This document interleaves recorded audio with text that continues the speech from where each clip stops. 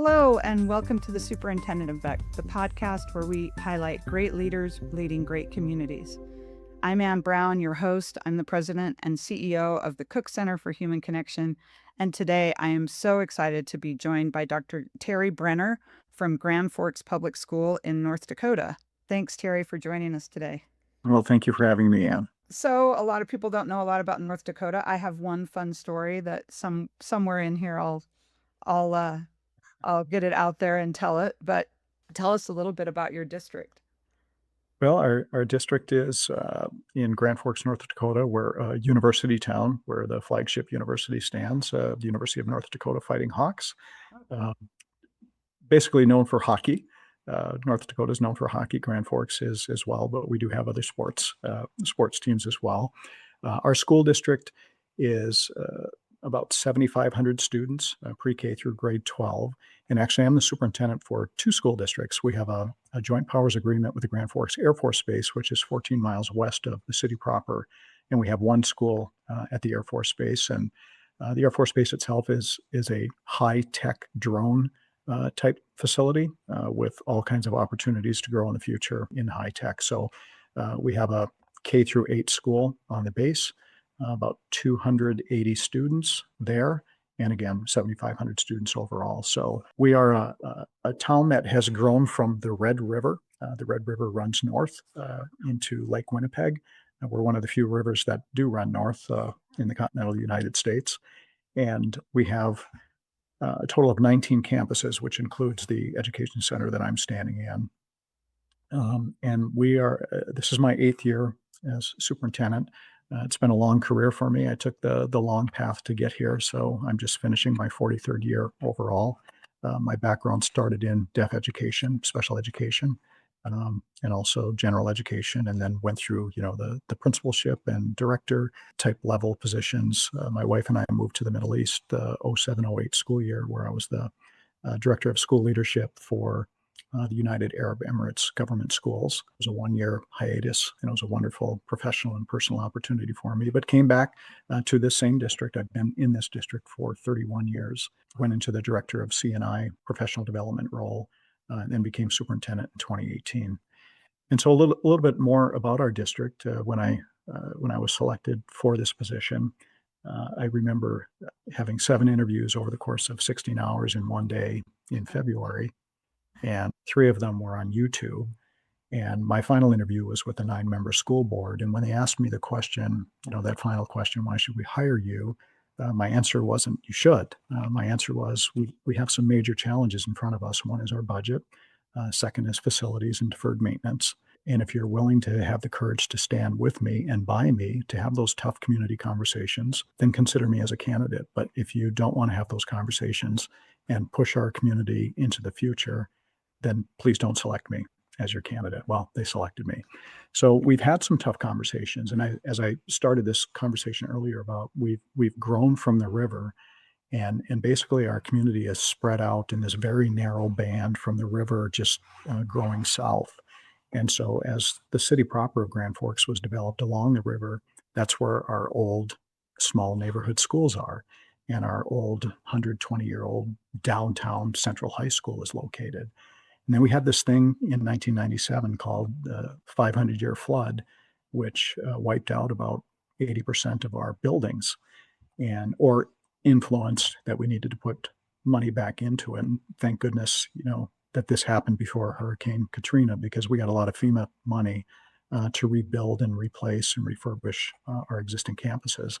But it also displaced a lot of people. So when I talk about our small neighborhood schools that our community loves, they're not necessarily in the right place anymore as the community has grown south. So our challenges have been, moving boundary lines to keep those northern tier schools filled to capacity, but that's always, easier said than done. So we've pushed some boundary lines, we've moved some people around, and in the meantime, this is probably a longer introduction, and then maybe you want, but it might provide a little context for some of the next questions that you have. That was addressing some of our facilities pieces. And in 2021, we put out a referendum in front of our voters and really asked them to consider consolidating a couple of our small North End neighborhood schools into a new K through 8 building because we wanted to replace an older, aging North End Middle School.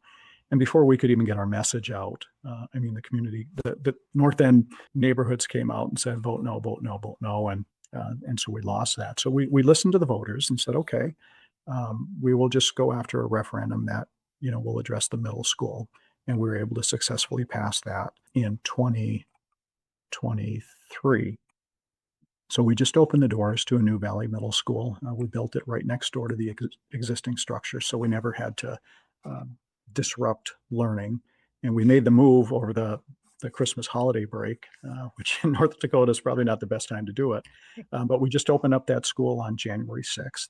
So we have a new 6 through 8 middle school. About right on the heels of COVID, our governor issued a challenge to larger communities. And when I say larger communities like Grand Forks, we're considered urban, but we're 60,000. That's not urban in Utah. But he issued a challenge for school districts our size to stand up a new CTE center.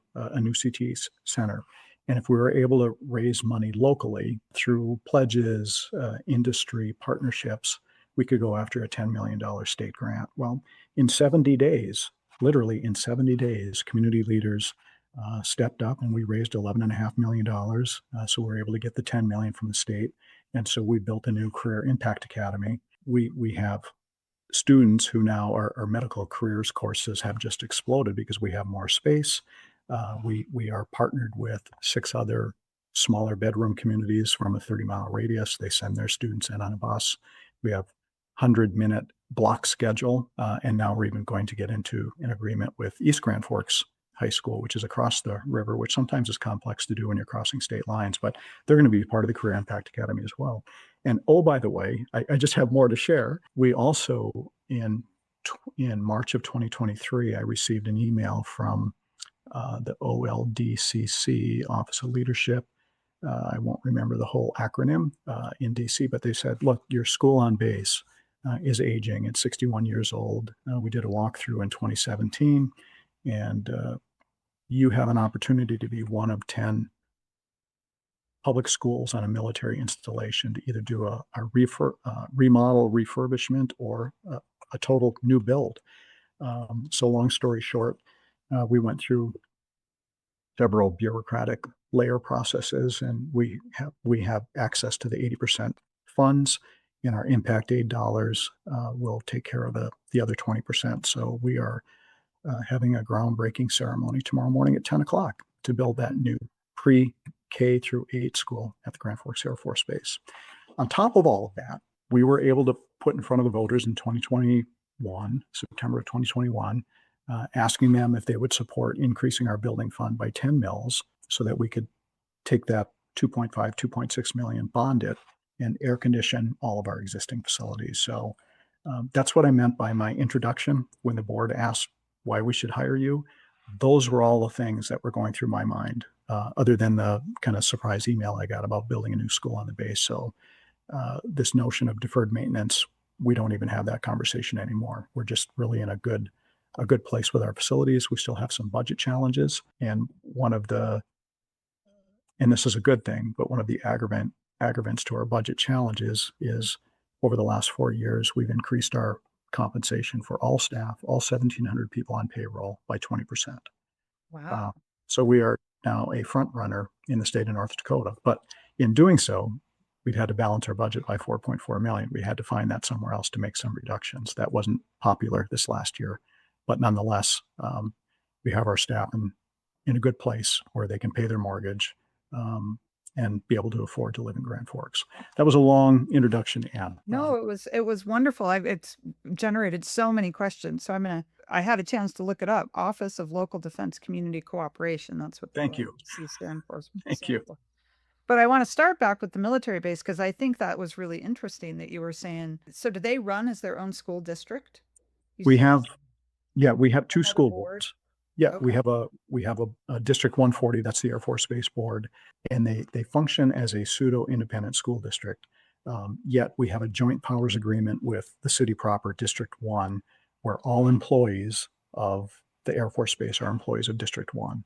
So Okay. for the longest time, for 60 plus years, that school district on the base could not have financially functioned on its own. But with something that we did 6 years ago legislatively, was we got the law to change so that when impact aid dollars flowed to us, for example, let's just use a round number like 5 million, when 5 million would come to us, and that would be the payment in lieu of taxes for people who live on the base but don't pay property taxes, the state would deduct 75% of that in our foundation aid payment. So my business manager and myself worked with some of our local legislators, and we got that law to change incrementally over 6 years. So effective July 1 here in the next couple of weeks, as that money comes in, there's no longer a deduction. Wow. So technically, that base probably could financially stand on its own, but we have such a wonderful relationship between both of our school boards and the community, how the community supports the base. Um, I don't think we'd want to do that at this time. Well, and you said that the base is a drone training base. It's not only a drone training base, but they fly drones all around the world doing high level confidential missions. Okay.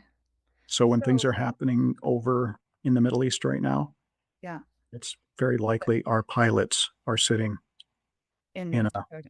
in North Dakota. Wow. Wow. So, given that you have such a military presence there, is drone part of that? Is teaching kids about drones part of that? Aeronautics and STEM are a large part of the Career Impact Academy, and those are popular courses. And frankly, the University of North Dakota is one of the top two universities in the United States for pilot training. So we have quite an international presence here as well for pilots who are learning how to fly. Wow.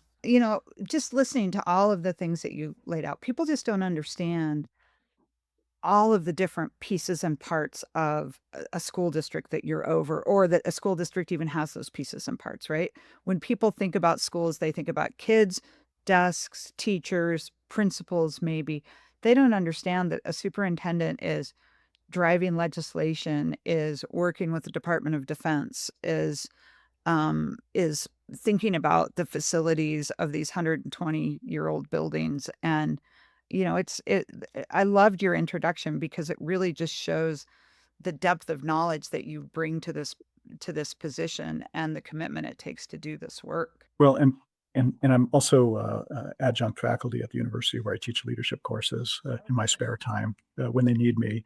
But my passion, that's my passion, but my previous passion and continues to be is to teach American Sign Language and to teach deaf studies courses because that was the introduction to my education career. I actually grew up on the campus of the North Dakota School for the Deaf in Devils Lake, where my father was a longtime teacher, coach, and athletic director. My father's deaf himself, so it kind of came naturally that my first language became something that I was able to use professionally.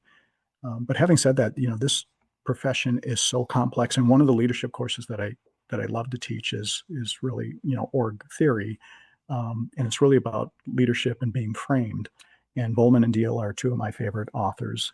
As they talk about the frames of leadership, political, symbolic, human resources, and structural, and how all of those things either work together or they can work in conflict with one another.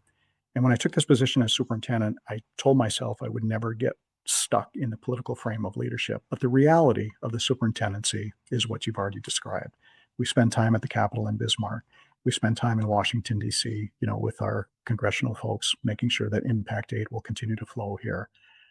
Working with the school board, oftentimes that's a little more political than not. But I certainly try to use my influence as a former director of curriculum and instruction and teaching and learning being a passion as well, to support what all our teachers are doing at the classroom level. And when I came into this position, we didn't quite have the right systems in place to support teaching and learning at every level. And there's a cost associated with doing that. So sometimes I'm criticized for building a little bit of a kingdom in our central office. But it's important to have a chief academic officer who's providing oversight of instructional coaches. It's important to have two assistant superintendents, one of elementary and one of secondary, to make sure that principals and teachers are doing what they're supposed to be doing. And oh, by the way, uh, keep all the fires away from the board table in the boardroom and oftentimes away from my office as well. And just putting the right communication pieces in place and how we want to communicate as a school district. One of the things that I started doing in week one of my superintendency was pushing out a Friday video to all staff, whether they watched it or not. Then they couldn't say they weren't informed. But it's school board updates, it's happenings across the district. What I heard frequently in my director role when I would be going from building to building to building is teachers would say, "I don't know what's going on, at Red River High School. I teach at Central." So I try to make those connections through those weekly videos. And, again, I'm not gonna say they're the most highly popular thing viewed. 1,700 people on payroll. On a good week, 500 people view it. Um, but if I don't do it in a week because I'm in Bismarck or I'm traveling, I'll let people know the week before there's not gonna be a video next week. And if people aren't paying attention to that, they'll email me that next Friday and say, "Did I miss your video?" That's great. I mean, So it I takes a little bit of time, but it also allows me to just take my iPhone and walk into our new campuses, our new facilities, or do construction updates and let them know this is what's happening. This is what's happening at Wilder Elementary. This is what's going on at Schrader Middle School. We did one of the things that I forgot to mention was when we passed the referendum to build this new middle school, we also included in the referendum 18 million for safety and security upgrades. So while we always had push to talk for people to get buzzed into buildings, this is a cold weather environment. Now we've got some build outs and some vestibules so people can at least get in the warm part of the building and press a button. And the only place they can be buzzed into is in the main office area. They can't be buzzed into the open corridor and have carte blanche, to the rest of the building. So we will finish up our final safety and security projects next summer. And one of the largest influencers of how we've built these pieces out, and they're not foolproof, was one of the responding officers to Columbine. He's here in North Dakota now and works with school safety across our state. And he really helped our architects and our developers and our project managers design what he believed would be best to slow down any sort of tragedy. well, I mean, that is so important. And, we focus on the individual mental health of people, but so much of the mental health of a district is around the safety. People are worried about themselves. They're worried about their kids. I mean, a, a tragedy like Columbine or Sandy Hook, you can't even imagine that that would Mhm. happen in your area. So the fact that you're preparing for it is really commendable. Um, and with, of course, the hope and prayer that that never comes to fruition. Since we're talking mental health for a minute, I know you guys have our parent coaching and our mental health series. Kind of talk to me about what prompted you to consider having these resources and tools available for your families in your community. Well, I would say 60% of our strategic plan of our 4 large buckets, 60% is mental health systems. And again, I mentioned earlier that sometimes I'm criticized for building a small kingdom at district office, but what became very clear to me was none of us could manage on a full-time basis that that portfolio. So we now have a director of mental health and behavioral wellness, and she is very well connected to our university system. She oversees our counselors and our social workers and our crisis intervention team. And so while we do a lot with our students to make sure that every student feels connected in their building to somebody. And if we find when they do their activity at the beginning of the school year, when they put every kid's name up on a wall, and this could be a high school of 1,200 students or an elementary school of 150, they will web who's connected to which adult and who is not. And once they find out who is not, then they make sure that student is connected. So she really leads all of that. I probably wouldn't be able to speak at a good detail level about all the happenings under Dr. Gaynert's portfolio, but she's been a true blessing to have as part of our leadership team.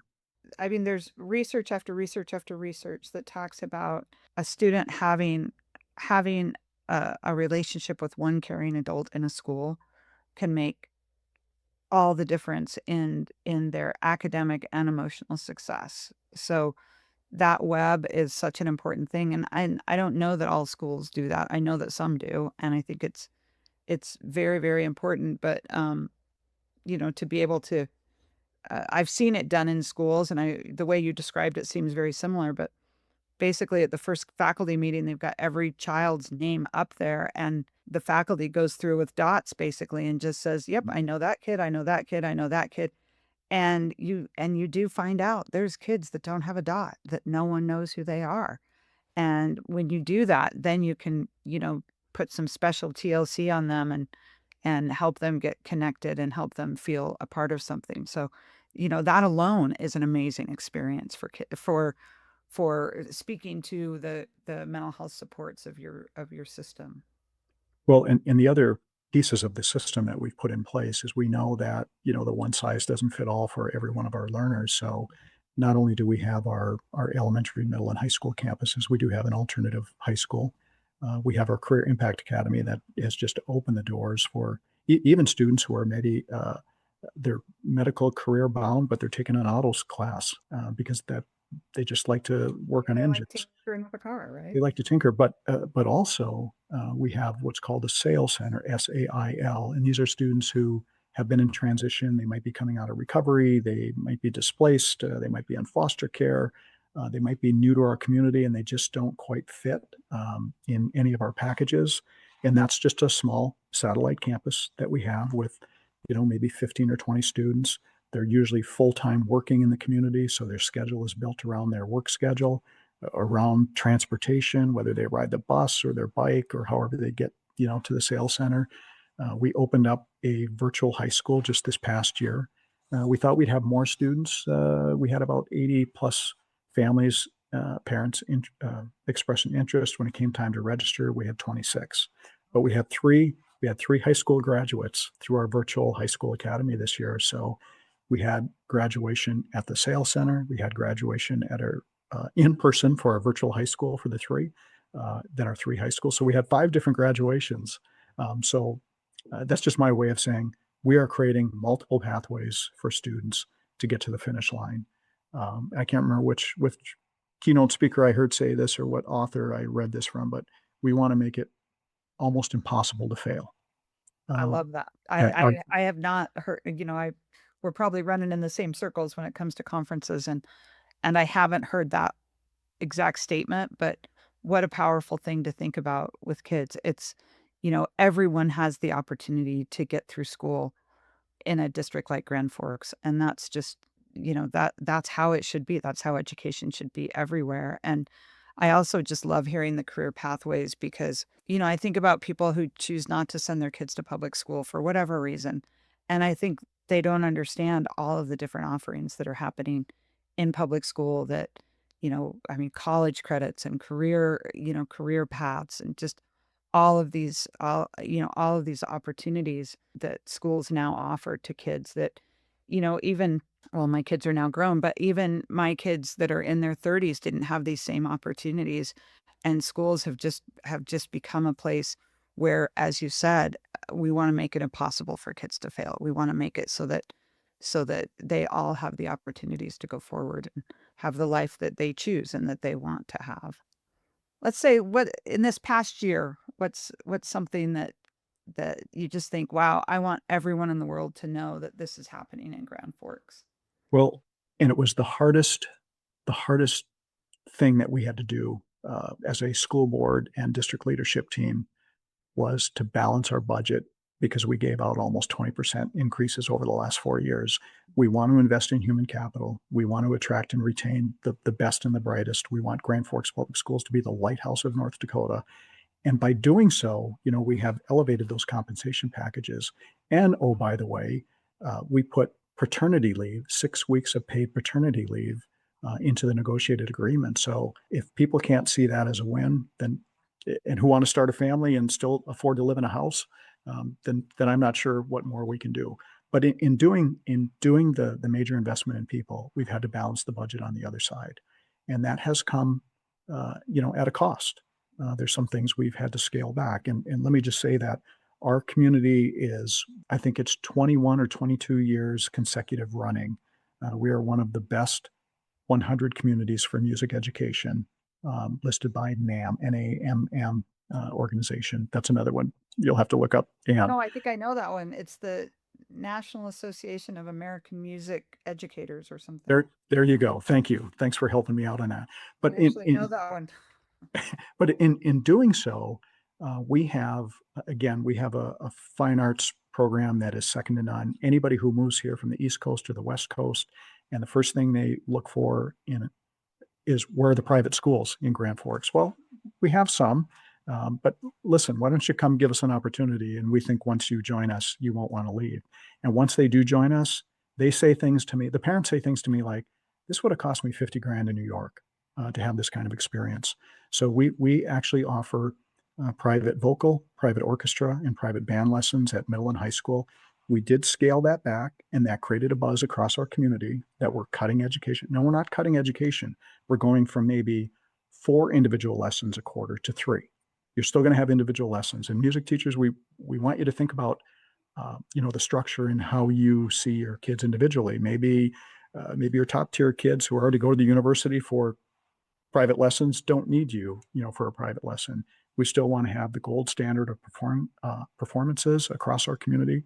But that was one of the hardest conversations that we've had as a community to really message accurately that we are not cutting the fine arts. We're refining our our system and our programs. And what math teacher and what science teacher or ELA teacher wouldn't want to have private lessons with those kids who are struggling in those content areas? They don't have that opportunity. But now that I said that, I just reminded myself of you said, what are you proud of? I think I just told you what I'm proud of. But our high schools over the last year and a half have blown up. Excuse me, Red River High School and our 3 in-town middle schools have blown up their master schedules and built it around what students need. So what I'm getting at is 2 days a week, they have what's called flex time. They shorten their periods by 4 minutes, and then they create this 25-minute block. So if a student is struggling in math, they can go see that math teacher for that 25 minutes. Science, ELA, social studies, same thing, or any of the other elective course pieces. So what that has done is it's intentionally now built into the schedule where kids can go get help rather than interrupting teachers during their prep time or asking teachers to stay, after 4 o'clock or come in before 7 a.m. or 7:30 a.m. to help them. And it's just created this wonderful relief for not only our learners, but for our teachers as well.